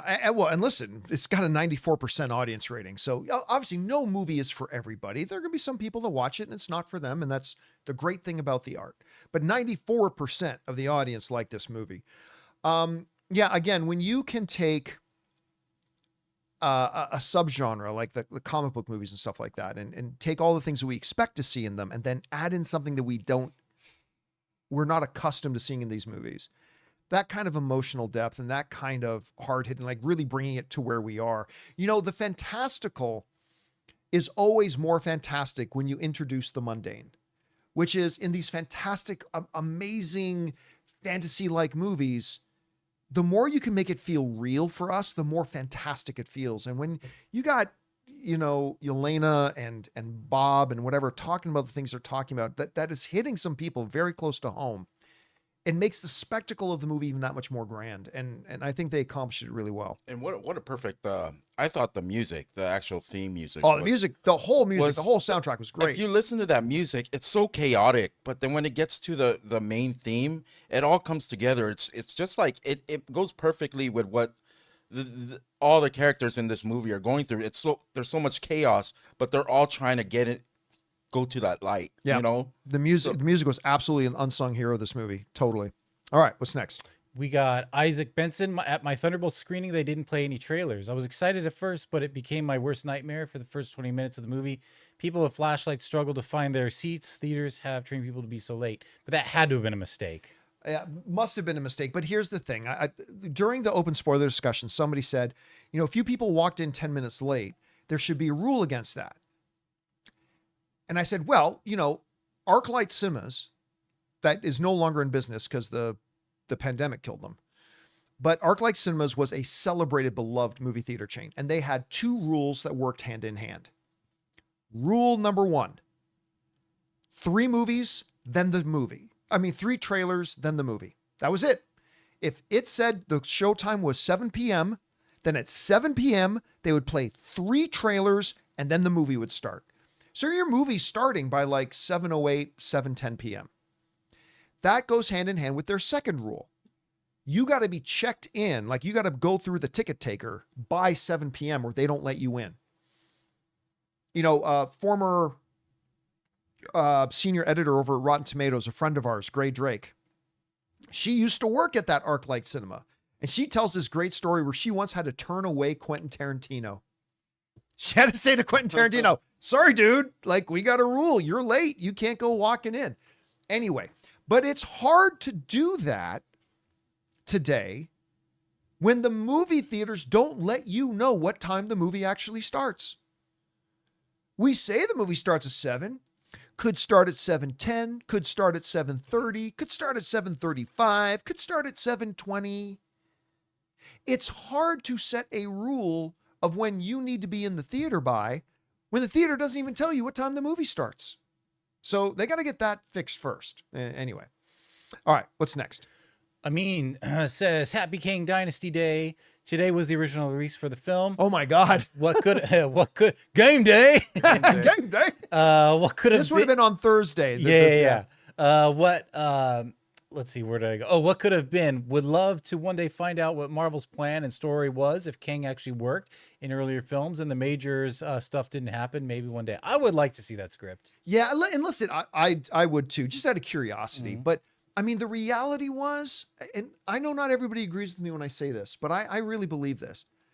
Even if the Jonathan Majors drama didn't happen, I think Kang Dynasty was going to get scrapped. They just dropped the ball with the Kang character and nobody cared anymore. They literally had Kang in 3 things. They had him in Loki season 1, where not Susie, what's her name? Loki's variant. Sylvie, where Sylvie just stabs him and he dies. We get him in Loki season 2, where he doesn't ultimately really do anything. And then we had him in Ant-Man and the Wasp: Quantumania, where he gets beat up. He gets defeated by Ant-Man and some ants. He wasn't a threat. And they really dropped the ball on that character. And so that's why I think even if the Jonathan Major stuff didn't happen, I still think they would have probably scrapped it and moved in a different direction. He was turning out to be one of the worst kind of villains. I really hate watching the ones that are like slow burns and like are more of a headache or like a problem and not a threat. You know what I mean? Like he was more of like with multiple versions of him and stuff. It was just gonna be a headache to try to yeah, they fight just didn't set it up well. Yeah, they just did not set it up well. I hate those type of villains. I'm sorry. All right, what's next? Tron says, hey, John and crew, today's my birthday. Happy birthday, 3 days ago, yeah. It also happens to be Dwayne Johnson. Speaking of which, after watching the Smashing Machine trailer, do y'all think this movie could lead to his possible first Oscar nomination? Oh, look. Does he look good in the trailer? Yes. Is it possible it could lead to his first Oscar nomination? Well, it was possible that Black Adam could have led to his first. Yes, of course it's possible. But there's a big difference between seeing some really good select moments in a trailer and then seeing that. Now, look, I've always contended that Dwayne Johnson, over the years, has actually evolved himself into a serviceable, legit Hollywood actor. I don't think a top-tier Hollywood actor, but he's taken his just pure raw charisma and added legitimate, decent acting chops to it along the way. Oscar caliber? Don't know. Here's what I do think. That makeup department is 100% getting an Oscar nomination. No doubt. I'll tell you right now, Smash Machine is going to get a makeup Oscar nomination. 100%. Whether or not Dwayne can get an actual acting nomination. It's tough. It's possible, Yeah. but all we saw was a couple of quick little lines in the trailer. So I mean, we'll see. the Iron Claw, I thought was an awesome Oh, movie. Iron and Claw was there so was no good. nominations there. No, So it's tough because Yeah. remember, there's only 5 spots. Only 5 spots. And to say, do I think Dwayne Johnson will give a better performance than even the top 5 best male lead performances this year? That's a tall order. But anything's possible. We'll see. All right, what's next? Anonymous says, did you know Miranda Richardson was first offered the main role in Fatal Attraction? She scared me with her, or scarred me with her famous line, where do you want it to, where do you want it, head or heart, in The Crying Game. We forget she is Oscar nominated. My favorite role of hers is Queenie in Black Adder. One of my favorite genre of topics in movie conversation is alternate casting. Yeah. Whenever you remember, so like we were just talking about Thunderbolts. As great as Pullman is, we forget that the award-winning actor Steven Yeun was supposed to play that role, was supposed to play Bob in Thunderbolts. And that got swapped out. Of course, the most famous one, of course, is that Harrison Ford was not supposed to be Indiana Jones. Mm-hmm. Tom Selleck was supposed to be Indiana Jones. Right up until basically the last minute when a contract he had with, I believe, CBS to do a little show called Magnum PI got in the way. So out of desperation, they went to Harrison Ford, who had done some work for George Lucas in American Graffiti and happened to be doing some carpenter work for him at the time. He got the job to be Indiana Jones. Keanu Reeves was not supposed to be Neo in The Matrix. You remember who was supposed to be Neo? Mm-mm. Will Smith. Oh yeah, that's right. Speaking of Will Smith, Jamie Foxx was not supposed to be Django. Right. Yeah. That was also going to be Will Smith. I mean, again, these little stories about the person who played it, but then they had to it was actually not supposed to be them. I love those stories. Those are my favorite ones. All right, what's next? It's burger time. Saw Thunderbolts on Friday. My theater's reaction to the last post-credit scene is the loudest reaction since Endgame. It's the first time I had a theater clap for a movie afterwards. They did in mine too. I think John's too. MCU hype is back. Yeah, listen, I've seen the movie twice already, in one theater in Las Vegas, one theater in LA. And both the time there was applause at the end. And it's so funny because in the second screening too that I saw it, after the first mid-credit scene happens, people start to get up and going out. And I didn't do it, but I want to go, no, don't, you don't understand. There's another one. There's like another long one coming up. The better one, you want to stay. But I didn't say anything and I totally should have. All right, what's next? All right, we got a little movie pitch here. It's The Crimson Z-Rex, my sci-fi action black comedy slasher. Jason Voorhees type reformed into an anti-hero samurai master must join forces with a teenage daughter of his past victims. She's the daughter of all his victims, to fight against the ultimate sin against Mother Nature, raging zombie velociraptors. You got ninjas, you got samurai, you got velociraptors, you got zombies. There's a little studio that I believe they're still in business. I think they're still in business, called The Asylum. You should absolutely send them. I know. Send The Asylum your And pitch. then take it to Netflix. By the way, little for those of you who haven't heard this story, a true little story. So The Asylum is the company that's behind Sharknado. They're also behind a lot of those like ripoff, like Snakes on a Train. Oh yeah. And Transmorphers. Yep. And Megalodon I Am Omega. versus Great something. Yeah, like Great all those Scott. movies, right? Yeah. And so anyway, when I found us new studio space, like remember when we were doing Movie Talk, we started in just a little storage closet at the AMC Burbank 16. And when I found us new movie space or new studio space, it was right across the street. We moved in and these guys next door all came walking into our studios. We were getting everything set up and moving in with big armfuls of DVDs. And I didn't know this at the time, but we moved in next to the head offices of The Asylum. Yeah.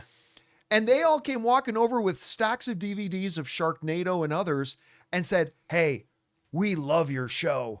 And we were so jazzed that you guys were moving in. We wanted to bring you these, and they brought us a bunch of discs, which I thought was really fun. So yeah, send Asylum your pitch, because that sounds like it's right up their alley. Yeah, and we were right next to the Tom Green studio too at the time. That's right. Tom Green came walking over one day and said, I'm in the studio next door. And we got to hang out with Tom Green a couple of days. It was pretty fun.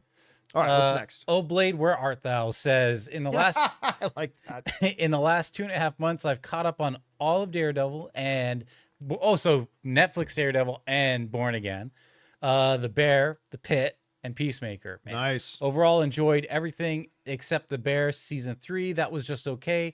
What should I watch next on my backlog? Oh, Fallout would be a great choice. Can't go wrong with any of those. Jackal or Chernobyl, those are all excellent. Oh, dude, those Just are, those three. Go ahead. those are all great. I mean, the answer is yes. Yes. And then you want to add to that the studio. You're going to want to add to that Shogun. You're going to want to add to that Andor. I mean, there's a lot of great stuff, but it's just out of those three. Listen, Jackal, which again, it's a Peacock thing, which is why like nobody saw it. The Jackal is great. It's really good and has an ending that made me go, what the, like, it's a great show. Chernobyl is right up there with Shogun as one of the best shows of the past 5 years. That move, the way they, I don't know, how do you translate radiation? But they did it because every episode of Chernobyl I watched, I felt like my skin was itching. And by the way, I had radiation sickness. Written and showrun by Craig Mazin, who is currently doing The Last of Us. So a little bit of a connection there. And what was the third one he mentioned? Fallout. Oh, Fallout. Fallout's great. Got to make sure you check out Fallout too. So yeah, you're look, any order, you're a winner. Yeah. Any order of those three and you're good. There you go. All right, what's next? Ernie Mars, Thunderbolts was great. I cried multiple times. I didn't look into any details of what's going on in the movie, so I was gut punched when I started to understand the parallel between real life and this MCU film. Not the best MCU film, but the deepest. I might agree with that. That it might be, as far as like emotional truism goes, it might be the deepest one they've done. And I agree. I don't listen. To be clear, I once again do not think this is top shelf MCU. Right? I don't put this on scale of, Winter Soldier and Infinity War and stuff like that. I don't think it's in that top echelon. I just think it's a really great one they've done. It's a really, really good one. Definitely a much needed win. They need all the wins they can get right now. They're on a little bit of a winning streak, but listen, as tough and as hard as I've been on Marvel, I've even had some people accuse me of being a Marvel hater the last couple of years. I'm not a Marvel hater. I'm a Marvel fan, but I also call it like I see it. But they're putting together a little bit of a winning streak, which is kind of good to see right now. All right, what's next? We got Anonymous at Star Wars Celebration. Tony Gilroy mentioned that K2SO will first appear in episode 8. Do you think Andor will cover the events in Rebels where Hera and Ezra helped Mon escape after she leaves the Senate? I think there will be references to her escape. Yeah, but I'm not expecting to see like direct Rebel connections. So, but again, anything can happen. Sure. Anything can happen. Would I get a kick out of it? I loved Rebels, so I would certainly get a kick out of it, but I don't suspect that they will, but we'll see.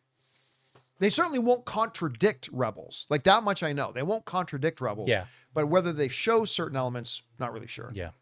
All right, what's next? Suleiman says, hey, John, I've been watching your content since AMC Movie Talk. When I was 12, Oh my God. now I'm 23. Wow. Thank you for many years of excellent content. How was your experience at the Universal Studios VIP tour? I recall you had mentioned it on your earlier vid. Had a great time. Like Ann and I, just straight up, we love going to Universal Studios. We do. We always have a wonderful time. Always do the studio tram tour / ride. Always do the Transformers ride. They have a lot of great restaurants that I just love at Universal City Walk. But this was unique. Like my little sister and her husband were visiting, first time ever coming down to California.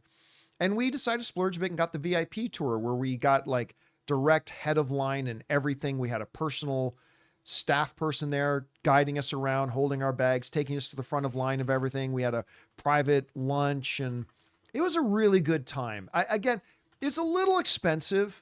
Again, I did it because my little sister was visiting.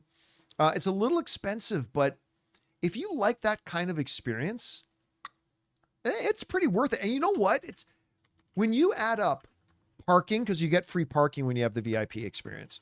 When you add up parking, 2 meals, fast pass front of line. It's actually having the full VIP tour isn't that much more expensive than just getting all that stuff. So might be something to look into. All right, what's next? Suthia says, though I'm not alone, I'm married with kids, and sometimes I do feel a sense of monotony, waking up, doing the same thing over and over. This is what I resonated with in the Thunderbolts, especially with Yelena. I teared up when she broke down to her dad. Dude, her dad, Daddy, I'm so alone. Like, but between that and Bob saying just nothing matters. You know, it's just little, they never went heavy handed with it. It was all direct yet subtle. And because they believed that the audience was smart enough to know exactly what it was they were saying. And it just, that part of the movie was just so well done. It was great. All right, what's next? AV Callie says, hi, John. Completely disagree with you on Thunderbolts. The movie had a great theme in terms of anxiety, depression, and how to deal with those mental health issues. But for crying out loud, someone throw a pie already. But I'm confused because you like that. I have no idea what he's talking about. Yeah.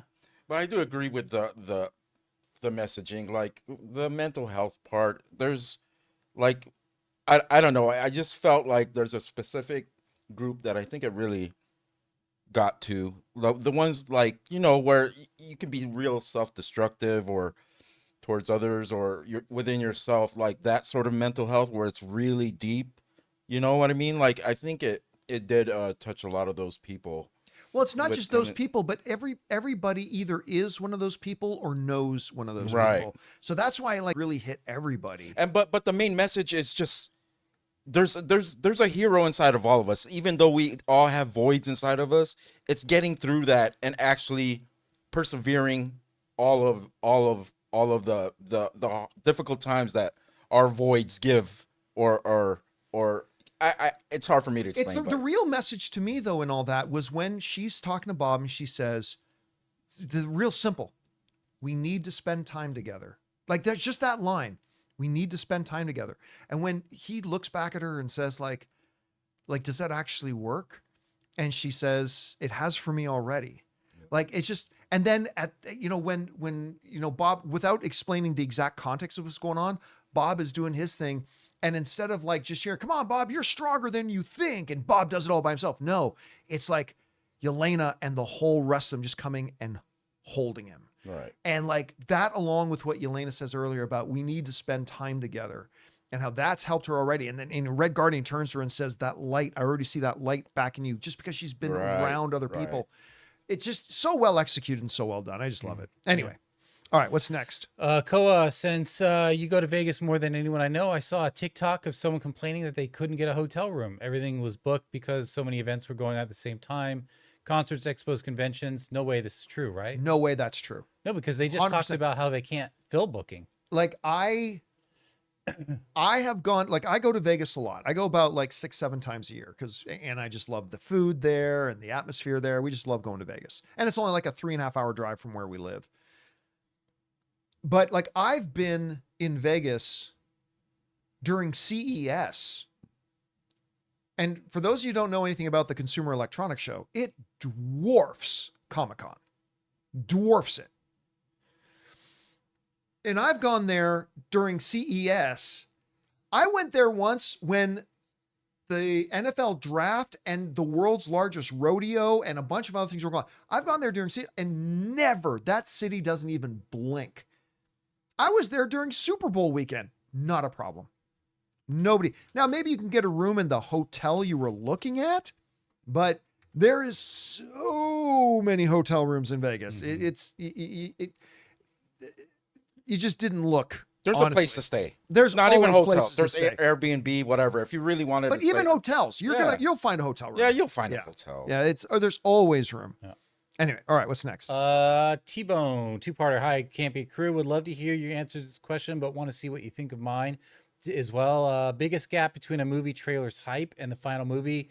For him, it's the Black Dahlia. Great ensemble cast in their prime. Brian De Palma director and blah. Convoluted plot, shaky performances. I couldn't wait till it was over. If you remember the trailer, what should have won an Oscar, or that should have won an Oscar for how much it sucked me in.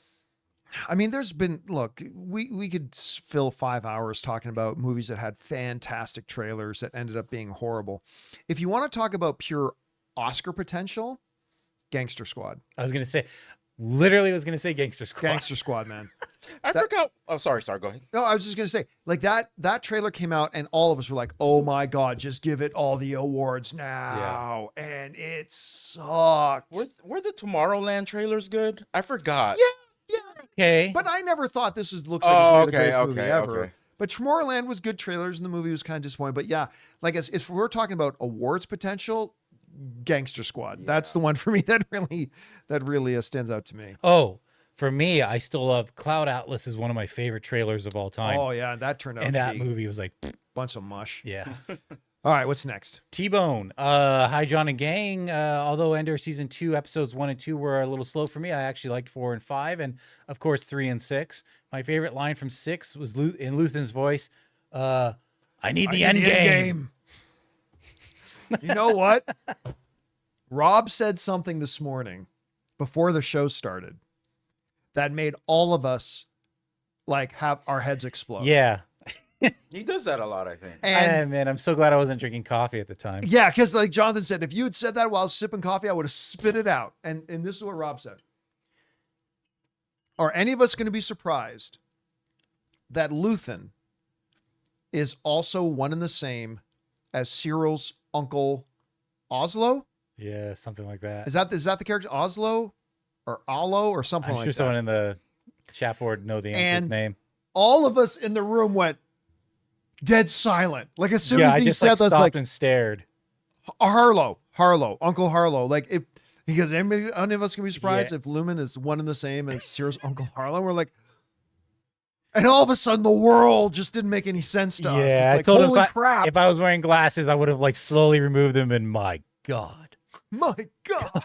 Like, and I'm like, I told Rob, I can't believe I haven't even considered that possibility. I'm not saying it will. I don't think it will. But I'm like, I can't believe I haven't considered that as a possibility. Anyway. It was like that moment in LA Confidential when he's like, we have a lead on a possible subject, Rollo Tomasi. And you just see his eyes go like. Yeah, I was about to ask that. For the people who haven't been watching Andor, if that were to be true, what could you compare it to as in movie-wise? Someone finding out? I don't know. Yeah, I don't like know. how okay. Just like a maybe reveal, that- like a big reveal. that Luke, I am your father? that Kevin Spacey was actually Oh, yeah, right. In what- The Usual Suspects. yeah. Oh, what's that's one of my favorite movies of all time. Kaiser Soze. Kaiser Soze. Listen, what's the line that he says? The greatest trick the devil ever played. Well, there's that one. There's that he didn't exist, but he says, I'm not afraid of the devil. It's something along the lines of not afraid of the devil, but